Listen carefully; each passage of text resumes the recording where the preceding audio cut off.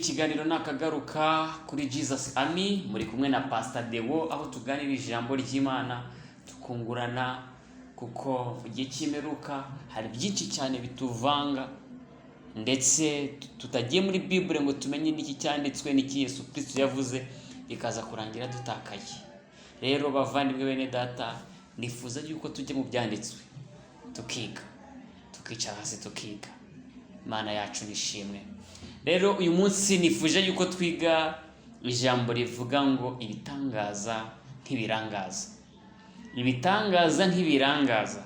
Ese ibitangaza byaba nk'ibirangaza byagenze bite?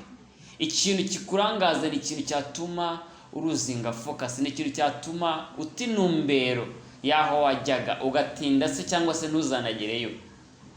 Ibitangaza bigiye kuba ibyatuma umuntu ata intumbero gute? Nuko mu minsi y'imperuka ijambo ry'Imana rirabivuga neza yuko hazaduka umwuka uyobya, ndetse uwo mwuka ukaza ufite imbaraga nyinshi n'ibimenyetso n'ibitangaza, ariko ari ibyo kugira ngo abantu bayobye. Imana yacu niturengere. Kubera iki? Mu minsi y'imperuka abantu bategereje Imana bakasenga mu kuri no mu mwuka, hari igicenshura riba ugasanga bihakanye Yesu, ugasanga bihakanye umwami wabo. Niyo mpamvu nazanye iki cyigisho kivuga ngo ibitangaza nk'ibirangaza.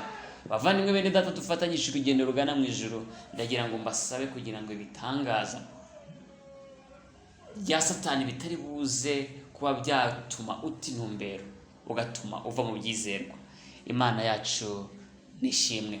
Rero ibitangaza nk'ibirangaza, ukurikiye amateka y'Abisirayeli, urugendo bafashe bakava mu gihugu cya Egiputa bajya i Kanani, usanga ibitangaza babonye byose nta kintu na kimwe byigeze bibamarira. Ntibyanatumye ahubwo bizera, ahubwo babandi bari bizeye n'ubundi no mu matangira y'urugendo nibo bashoje urugendo. Birenze yuko abantu bakishoka bagatekereza yuko ibitangaza bituma abantu bizera. Hoya si uko bimeze, kuko ubwoko bw'Abisirayeli iyo biza kuba ibitangaza byari gutuma bizera Imana bakayikunda kurusha abandi, ndakubwiza ukuri baba ari bo bantu b'urugero. Ariko ubu ngubu Abisirayeli nibwo bwoko, ahubwo urebye ubu ngubu abajuwife nibo bantu bahakana Yesu Kristo. Urebye bo bahakanye nabo bazamo. Ibi bintu ni iki? Narimo mvuga ubwoko bw'Abisirayeli urwo rugendo bakoze. Abisirayeli bo ubwabo amaso ku manywa y'ihango biboneye ibitangaza Uwiteka yakoze muri Egiputa. Uwiteka agateza ibyago ubwoko bwa Egiputa, bagapfa bagashira. Biriya byago byose uko ari 7 barabibona. Baragenda bageze ku nyanja, inyanja itabokamo 2 baromoka, barabibona. Bageze mu butayu barya ibyo kurya biturutse mu ijuru, bakajya bajya kubitora buri gitondo. Ntibyatuma bizera. Bigera naho Imana ibakuriye amazi mu rutare, nabwo ntibyatuma bizera. Rero muri iyi minsi y'imperuka nagira ngo Satani atari buze ko gushukisha ibitangaza. Nabondereho no kukubwira yuko igitangaza kirenze ibindi ari uko umunyabyaha yahinduka umukiranutsi. Icyo ni igitangaza, ni nacyo gitangaza ijuru. Ikindi gitangaza gishobora kubayo nuko twebwe abari abanyabyaha twahinduka abana b'Imana. Icyo nacyo ni igitangaza. Ikindi gitangaza nuko umuntu yakizwa agakirizwaho ibyaha biri. Icyo ni igitangaza. Naho ibindi byose abantu bakaza, niba ko babasha kureba ku social media, bajya bareba nka kuri American Got Talent, abantu barakora amamaji, ibintu rwose bigakorwa ku maso udashobora kumenya n'iki. Uwo muntu aramutse aje akaza mu izina ry'Imana wamukurikira, ariko se biriya nibyo biri buze kukwereka Imana? Ibitangaza nk'ibirangaza. Twitonde kandi Imana yacu niturengere. Kuri urwo rugendo rw'Abisirayeli hashoje 2 abagabo bari bafite kwizera, Yesuwa na Kalebu nibo bashoje urugendo. Rero mu minsi y'imperuka ibintu bizaba bikaze. Nk'ubu usomye mu rwandiko Paulo yandikiye Abatesalonike, urwandiko rwaho rwa 2, urwandiko yandikiye Abatesaloniki, urwandiko rwa kabiri igice cya kabiri ku murongo waho w'Icyenda kugeza uwa 12. uzi ukuntu haravuga ngo kuza k'uwo mugome kuri mu buryo bwo gukora kwa Satani. Kuza kwande k'uwo mugome kwa Antikristo ngo gufite imbaraga zose n'ibimenyetso byose n'ibitangaza by'ibinyoma, ariko bifite imbaraga zose, bifite ibimenyetso, bifite n'ibitangaza ariko by'ibinyoma. Murongo wa 10 ngo n'ubuhenzi bwose bwo gukiranirwa kubarimbuka, kuko batemeye gukunda ukuri ngo bakizwe. Abantu bose batigeze bemera gukunda ukuri ngo bakizwe, abo ngabo nibo byabitangaza n'ibimenyetso biri mu buhendanyi bwa Satani bizafata, bakizera ibinyoma kuko banze kwizera ukuri. Murongo wa 11 ngo nicyo kizatuma Imana izaboherereza ubushukanyi bukomeye cyane ngo bizere ibinyoma. Ngo niki? Imana y'ubwayo izohereza ubushukanyi bukomeye cyane ubohereze kuri babandi banze kwizera ukuri, kugira ngo noneho bayobere rimwe na rizima. 12 ngo kugira ngo abatizeye by'ukuri bose bakishimira gukiranirwa bacirweho iteka. Reka nkubwire, Imana ni umucamanza utabera, kandi inzira ufashe burya nayo iragushyigikira, kuko niba ushaka kurimbuka irakwereka ukarimbuka ko nibyo wahisemo. Ikikora nuko yakuremye ikagushyira ukuri imbere, ikagushyira ikibi n'ikiza imbere kugira ngo weho uhitemo. Ndaguha urugero. Mu rugendo rw'Abisirayeli mbere y'uko barufata, Imana yabwiye Mose ngo reka ngutume kuri Farawo, ugende umumbwirire arekure ubwoko bwanjye bwa Isirayeli. Farawo arinangira umutima. Bwa nyuma none Imana ibwira Mose, iramubwira ngo genda ujye kwa Farawo umubwira arekure ubwoko bwanjye, nanjye ndamunangira umutima kugira ngo niheshereze icyubahiro mu gihugu cya Egiputa. Bivuze ngo byatangiye Farawo yinangiye umutima, birangira Imana ikomeje kwa kwinangira kwe noneho kuba kahebwe. Imana yacu niturengere. Imana yavuze ngo izohereza ubushukanyi bukomeye kuri babandi batizeye, kugira ngo noneho bajye barimbuka. Noneho ibi bintu ni ibiki? Imana yacu niturengere. Nanone kandi mu rwandiko Paulo yandikiye Timoteyo, urwandiko rwa mbere igice cyaho cya 4 umurongo wa 1 n'uwa 2. Urwandiko Paulo yandikiye Timoteyo igice cya 4 umurongo wa 1 n'uwa 2. Umva ukuntu havuga. Bavuga ubuhakanyi buzaba buriho mu minsi y'imperuka. Imana yacu niturengere. Baravuga ngo umurongo wa 1 ngo ariko umwuka avuga yeruye ati, umwuka avuga yeruye, ntabyo guhisha ngo mu marenga ngo ibishushanyo ngo no, avuga yeruye. Aravuga ngo mu bihe bizaza bamwe bazagwa bave mu byizerwa, ngo bite ku myuka iyobya n'inyigisho z'abadayimoni. Ngo mu gihe kingana iki? Mu gihe kizaza, mu gihe cy'imperuka iki twasohoyemo, ngo bamwe bazagwa, ngo nibamara kugwa ngo bave mu byizerwa, ngo birangira ngo bite ku myuka iyobya no ku nyigisho z'abadayimoni. Bakristo bene data dufatanyije urugendo rugana mu ijuru, mwaba muzi ko hari imyuka iyobya? Ese mwaba muzi ko hari inyigisho z'abadayimoni? Mwaba muzi ko abadayimoni bafite curriculum, bafite timetable n'urutonde rw'ibyo bazigisha, bakabyigisha abantu bavuye mu kuri kugira ngo bajye kuyobya abandi?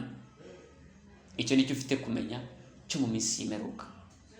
Umurongo wa 2 ngo bayobejwe n'uburyarya bw'abigisha b'abanyabinyoma, abafite inkovu z'ibyaha mu mitima yabo nk'izushye. Imana yacu niturengere. Ngo hari abigisha bazagenda bayobye abandi babakurikiye, ariko babigisha bazaba bagendana n'iyo myuka iyobya, kandi bafite na dokima, bafite n'iyo myigishirize, bafite n'izo nyigisho z'abadayimoni. Imana yacu niturengere. Ahantu birakomeye. Impamvu nkubwira ngo birakomeye, turafite kwitonda. Icyigisho kiravuga ngo ibitangaza ntibirangaza. Umuntu niba agize gutya umuriro ukaka, ese kumubaze, wabuzi igitangaza cyo kugira ngo umuriro w'amashanyarazi ubeho? Ubona umuriro ugatambuka mu mashanyarazi mu masinga ni plastique, ariko ukawutekaho ibiryo bigashya. Ese icyo si igitangaza? Nese wagikuze wageze ngo yemera Imana? Imana ishaka umuntu wizera. Yesu Kristo yaravuze ngo harahiriwe babandi bizera, bakizera batabonye. Umve, twebwe wa muntu wabashije kwizera, akizera Yesu nk'umwami n'umukiza we, nyamara atiyarigeze abona Yesu amaso ku maso. Uwo niwe Yesu Kristo avuga ngo uwo nguwo arahirwa. Kubera iki? Toma, umwigishwa wa Yesu, Toma yarari mu ntumwa za Yesu, ariko avuga ngo Yesu Kristo nkurikije uko bamubambye n'icumu bamuteye ntabwo yabasha kuzuka. Ntamubonye ngewe ngo nikorere no ku nkovu zo mu kiganza, ntabwo nabyemera. Arangije Yesu Kristo yishura Toma, aramubwira ngo ngaho nkoraho, amukoraho. Ariko aramubwira ngo harahirwa babandi bemera, bakizera batabonye. Ariko weho urashaka ikimenyetso, urashaka igitangaza. Nyamara Yesu Kristo yaravuze ngo ariko abubu bwoko bw'iki gihe kibi barashakira iki gitangaza. Aravuga ngo ariko nta gitangaza na kimwe bazabona uretse cya kindi cya Yona. Igitangaza Yesu Kristo yavuga ni uko Yona ifi yamumize akamara iminsi 3 mu nda y'urufi. Yavamwa mu nda y'urufi akagenda akajya Nineve, akagenda akabigisha ijambo bagahinduka. Na Yesu Kristo rero anavuga ngo nta kindi gitangaza bazabona uretse ko bazabona umwana w'umuntu apfuye ku munsi wa 3 akazuka, kandi agakomeza kwigisha ubutumwa bwiza. Kuko Yesu Kristo amaze kuzuka yakomeje yiyereka intumwa, yongera azikomeza, azongeramo imbaraga, akomeza kongera kuzibwira iby'ubwami bw'Imana. Amara iminsi 40 yose yigisha, kandi na n'iyi saha Umwuka Wera turamufite kugira ngo atwigishe, kuko isezerano rivuga ngo Umwuka Wera ntabwo azavuga ku bwe. Yesu Kristo niwe twigishiriza muri Mwuka Wera. Imana yacu nishimwe. Rero bavandimwe bene data, ndagira ngo ntimurangazwe n'ibitangaza by'abadayimoni. Ndagira ngo mutarangazwe n'ibitangaza by'abadayimoni. Ndagira ngo mwizere Yesu Kristo. Yesu Kristo atanga isezerano, aravuga ngo ndajya kwa Data kandi murahasi. Simbasiga nk'imfubyi, nzabohereza umufasha. Ngiye kubategurira ahanyu kugira ngo namwe muzabeyo. Ngiye kububakira amazu, kandi kwa Data hari amazu menshi, adahari mba mbibabwiye. Ngiye kubategurira ahanyu kugira ngo aho ndi namwe muzahabe. Yesu nashimwe. Rero bavandimwe bene data, icyo nagira ngo ibitangaza byere kurangaza abagenzi. Ibitangaza byere kurangaza abagenzi, kuko nibiduhenda kugira ngo dute intumbero. Nkuko mu Batesalonike bavuze ngo aza Antikristo, cyangwa se uwo mwuka wo kuyobya uzaza wuzuye, ufite imbaraga zose n'ibimenyetso no gukora ibitangaza, ariko bizaba ari ibihumbi imitima y'abameze bate? Yabanze kwizera ukuri, bitume n'Imana ibareka ibashumurire muri ubwo mushukanyi bukomeye, bize kurangira baburimbukiyemo. Imana yacu nitugirire neza. Ngiye bavandimwe, icyo nabasabira nanjye nisabira nuko mwashikama mugafata icya kindi mwagize mute, cya kindi Yesu Kristo yabafatiye. Yesu Kristo yabwiye itorero, avuga ngo ukomeze icyo ufite. Itorero ryo muri Tuatira bivuga mu Byahishuwe ngo ukomeze icyo ufite, hatagira ugutwara ikamba ryawe, kandi ukomeze icyo ufite hatagira ugutwara ikamba ryawe, ukomeze icyo ufite kugeza igihe nzazira. Ntuzite kuri ba bandi bavuga ngo hari ubwiru, ngo hari ubwiru, kandi ari ubwiru bwa Satani. Ukomeze icyo ufite, ukomeze ikamba ryawe, ukomeze wizere Yesu Kristo ko ari umwami n'umukiza wawe. Ugume mu kuri kose, Yesu Kristo Mwuka Wera arakomeza tuyobora mu kuri kose kuzageza atugejeje i Kanani. Mwakoze gukurikira ikiganiro nakagaruka, tuzagaruka tubabwira ikiganiro topic yari ibitangaza nk'ibirangaza. Ese weho ntubona ahakuzengurutse yuko ibitangaza bigenda biyobya abagenzi? Niba warize Yesu Kristo umwami n'umukiza wawe, wihane uhindukire maze ubone kwinjira mu bwiza bwa Data.